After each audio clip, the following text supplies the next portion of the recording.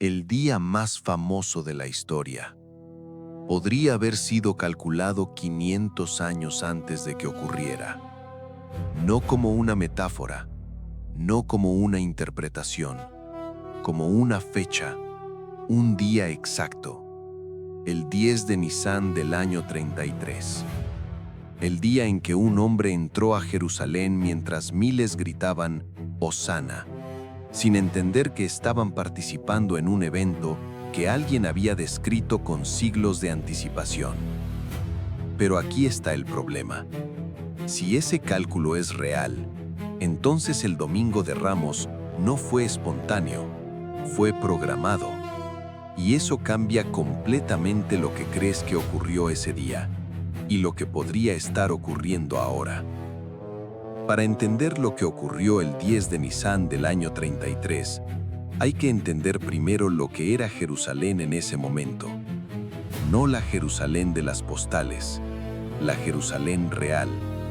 Una ciudad de 30.000 habitantes permanentes que en la semana de Pascua se convertía en una metrópolis de entre 100.000 y 200.000 personas.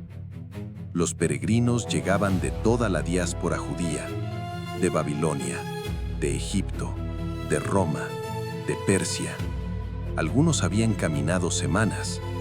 Las calles olían a incienso y a animales para el sacrificio y a la tensión acumulada de un pueblo que llevaba siglos esperando algo que no terminaba de llegar. Roma controlaba la ciudad. El gobernador Poncio Pilato había llegado desde Cesarea precisamente para la Pascua. No porque amara la ciudad, porque la Pascua era el momento más peligroso del año para el orden romano. Era la fiesta que conmemoraba la liberación de la esclavitud, y en una ciudad ocupada por un ejército extranjero, recordar la liberación era potencialmente subversivo. Pilato venía con tropas adicionales, porque sabía que la Pascua era el momento en que los Mesías aparecían, y en una ciudad así, solo hacía falta una chispa, un rumor, un hombre, para que todo explotara. Y aquí es donde la historia se vuelve incómoda, porque el 10 de Nisán no era un día cualquiera en el año judío, era el día en que se elegía el cordero. No se sacrificaba, se seleccionaba, y durante 4 días se examinaba, buscando defectos, buscando imperfecciones.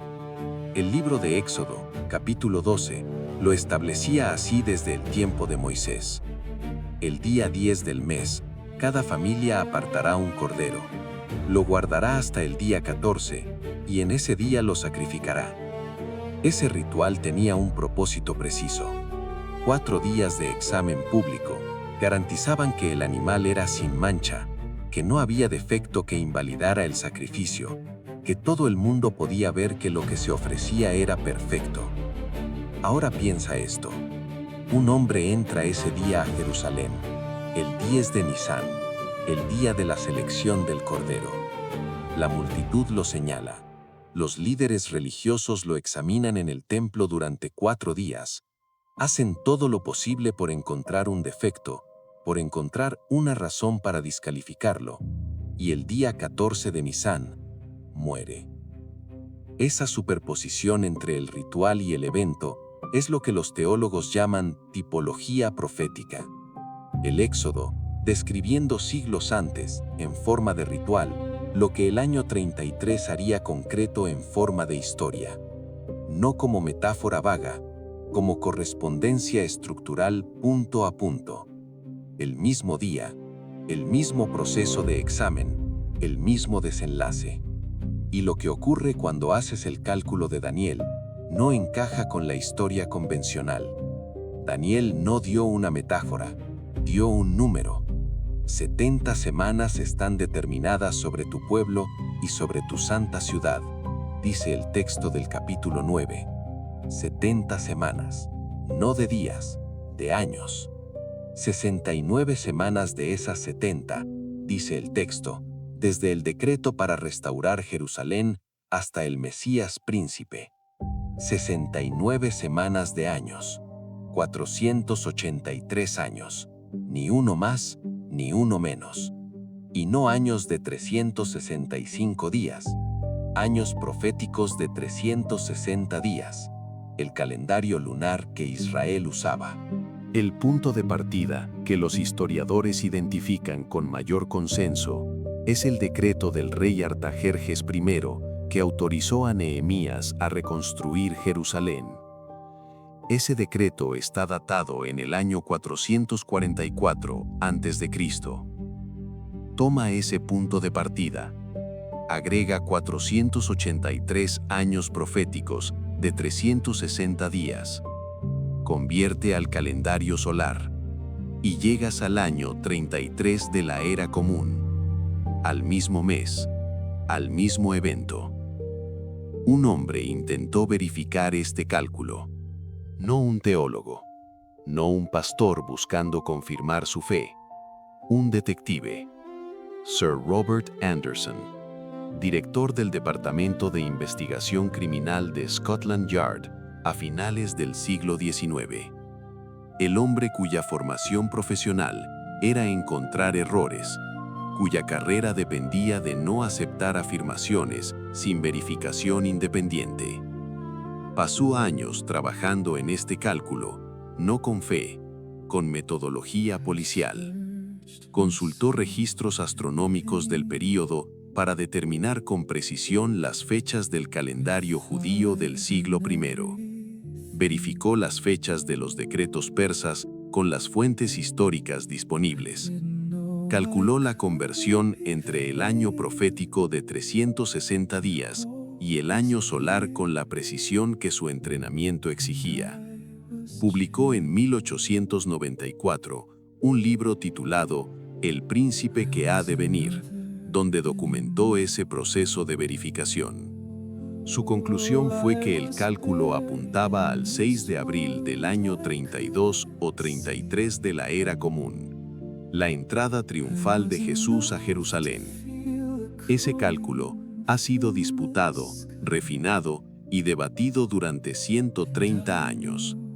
Los académicos discuten sobre qué decreto persa usar como punto de partida, sobre cómo exactamente hacer la conversión entre calendarios, sobre los márgenes de error posibles, pero ningún análisis serio lo ha descartado completamente.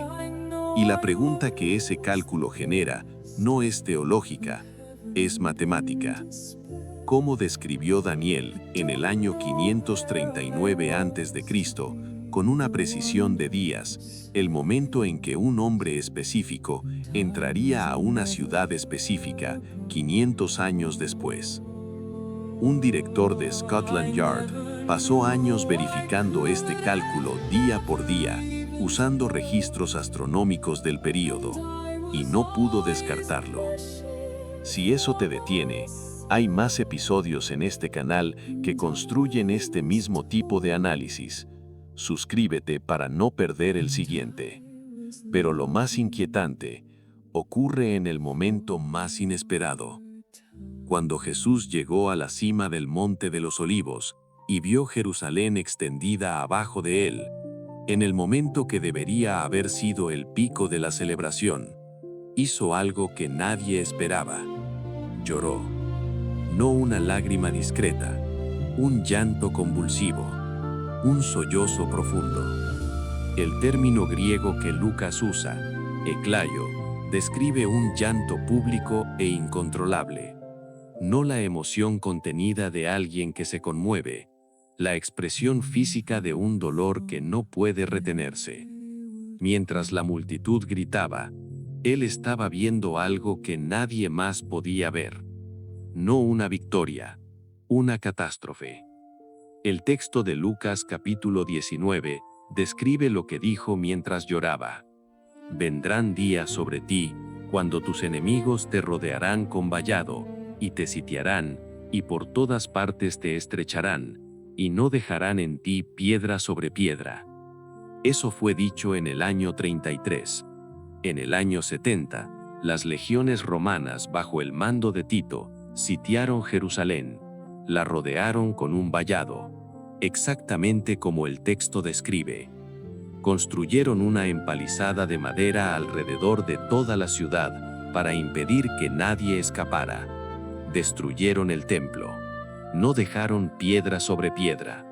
Murieron cientos de miles de personas según los estimados modernos. Josefo habla de 1.000.000, aunque los historiadores discuten esa cifra. El hombre que estaba siendo aclamado como el Mesías libertador estaba llorando por una destrucción que nadie más en esa multitud podía ver, y que ocurriría exactamente como describió 37 años después. El Domingo de Ramos no terminó en el Monte de los Olivos, siguió en el templo, y lo que encontró allí es un espejo de muchas instituciones de hoy. El atrio de los gentiles era el único espacio del templo donde cualquier persona de cualquier nación podía entrar, no solo los judíos, cualquier persona. Un romano, un griego, un etíope, un persa. Ese espacio había sido diseñado deliberadamente para ser el lugar donde todos los pueblos podían encontrarse con lo sagrado, y había sido convertido en un mercado.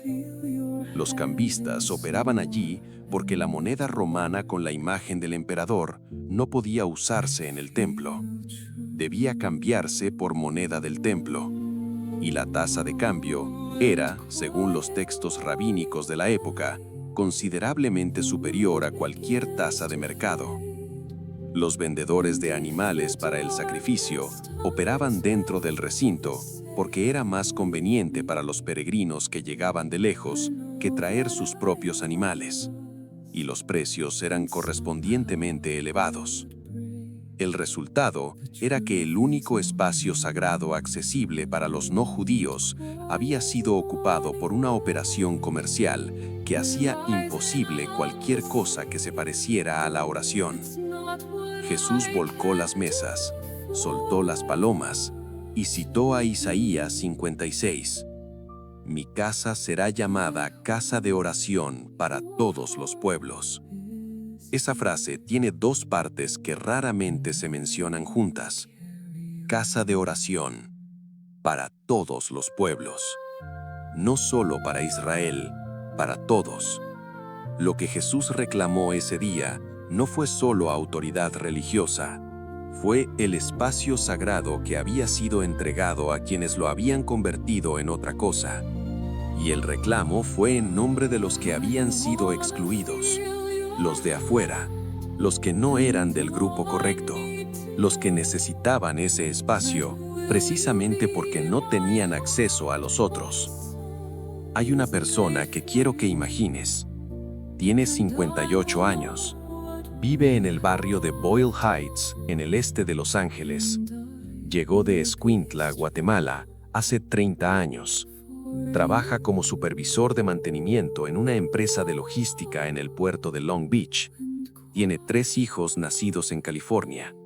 Su parroquia se llama la Parroquia de la Resurrección y lleva asistiendo cada Domingo de Ramos durante los 30 años que lleva en Los Ángeles. Para él, ese día no es un ritual vacío, es el día más cargado del año litúrgico, más que Navidad, más que Pascua de Resurrección. El Domingo de Ramos es el día donde todo converge, la aclamación y la traición, la entrada y la sombra de lo que viene. Esa semana, leyó en las noticias que las autoridades israelíes habían restringido el acceso al Santo Sepulcro durante la Semana Santa. No pudo explicar exactamente por qué eso lo afectó tanto. No es un analista político, no sigue los detalles del conflicto israelí-palestino con la misma intensidad que sigue al equipo de fútbol de su hijo o los problemas de sus colegas en el trabajo.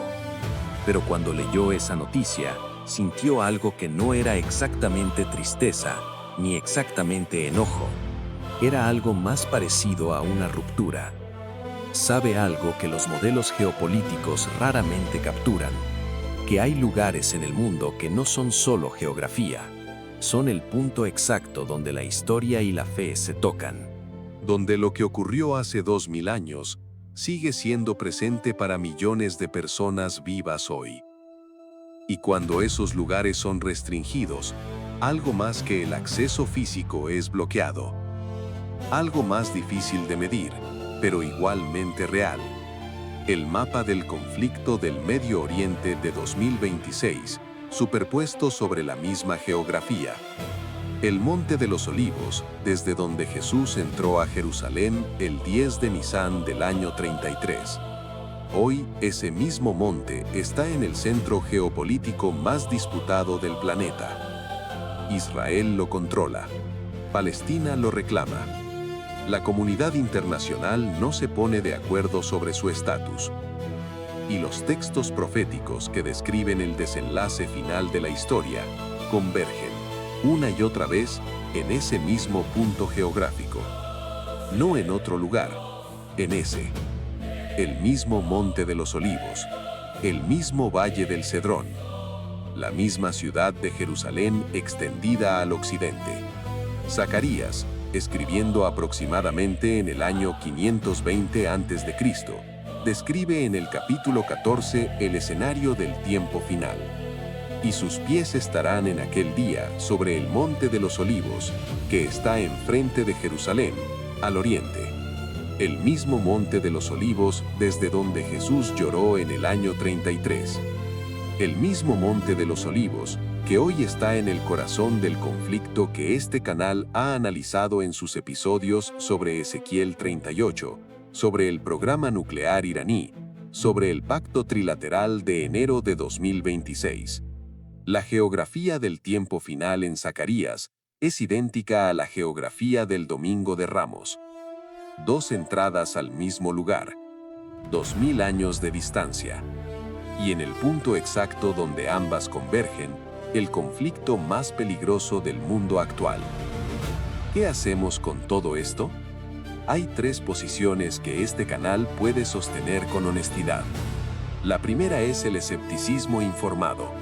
El cálculo de Daniel puede ser el resultado de la interpretación creativa de un texto que originalmente describía eventos cercanos al propio período de Daniel. La superposición del 10 de Nisán puede ser una coincidencia que los intérpretes han amplificado retroactivamente. Y la geografía compartida entre el año 33 y las profecías del tiempo final no es vaga. Es el mismo monte, el mismo valle, la misma ciudad vista desde el mismo ángulo. La tercera posición es la más difícil de sostener. Es la de quien reconoce que ninguna de las dos anteriores es completamente satisfactoria. Que el escepticismo deja demasiadas preguntas sin respuesta. Y que la fe incondicional no sostiene el peso del análisis riguroso. La de quien decide quedarse en la tensión. Esa es la posición de este canal. No porque sea cómoda, sino porque es honesta. Así que te pregunto, no como espectador de un video, como alguien que vive dentro de la historia que este episodio describe. Cuando lees el cálculo de Daniel apuntando al 10 de Nisán del año 33, cuando ves la superposición del día del Cordero con el día de la entrada triunfal, cuando escuchas el llanto de un hombre que veía una catástrofe que la multitud no podía ver, y cuando miras el Monte de los Olivos hoy, el mismo punto geográfico, el mismo lugar donde los textos proféticos ubican el desenlace final, ¿qué estás viendo realmente? ¿Coincidencia extraordinaria? ¿Un patrón demasiado preciso para ser aleatorio? ¿O algo que 2000 años de historia todavía no han terminado de revelar completamente? Escríbelo en los comentarios, porque este no es un tema para observar en silencio. Es un tema para debatir. Código profético. No estamos aquí para cerrar el debate. Estamos aquí para abrirlo.